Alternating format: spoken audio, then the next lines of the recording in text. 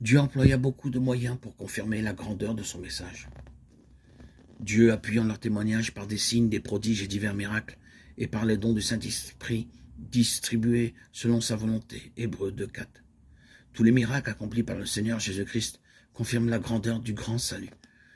La puissance du Seigneur est tellement grande. Tout ce qu'il a dit s'est accompli. Il y eut un jour une grande tempête en mer, et les disciples étaient terrorisés. Déjà l'eau pénétrait dans le bateau.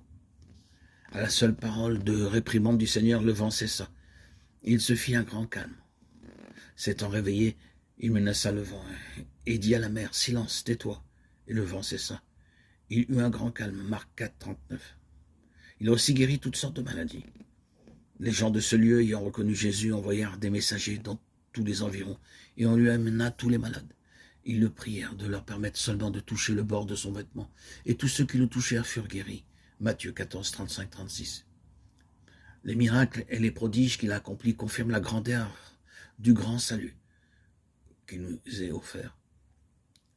Comme nous sommes insensés de négliger un si grand salut, nous nous comportons avec une grande légèreté à son égard.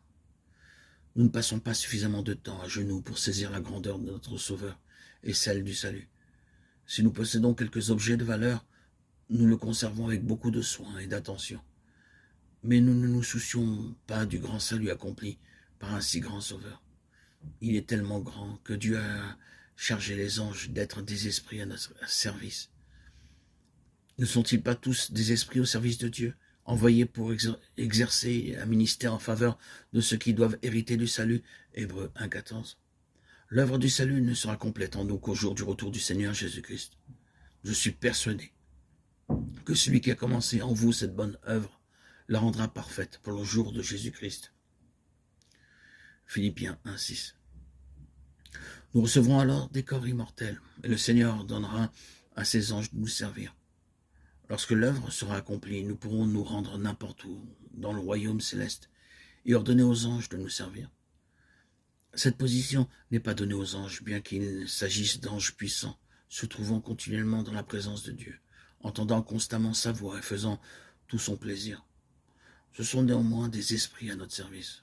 Quel grand salut, quel grand honneur, quel grand privilège, quel grand amour et quelle grande grâce. Par son livre merveilleux, la Bible, et au moyen de ses serviteurs, Dieu a pourvu à notre instruction concernant son grand amour. Le Seigneur dit, « Soyez donc parfaits, comme votre Père céleste est parfait. » Matthieu 5, 48. Dans son grand amour, le Seigneur Jésus-Christ nous a donné ce livre pour nous rendre parfaits.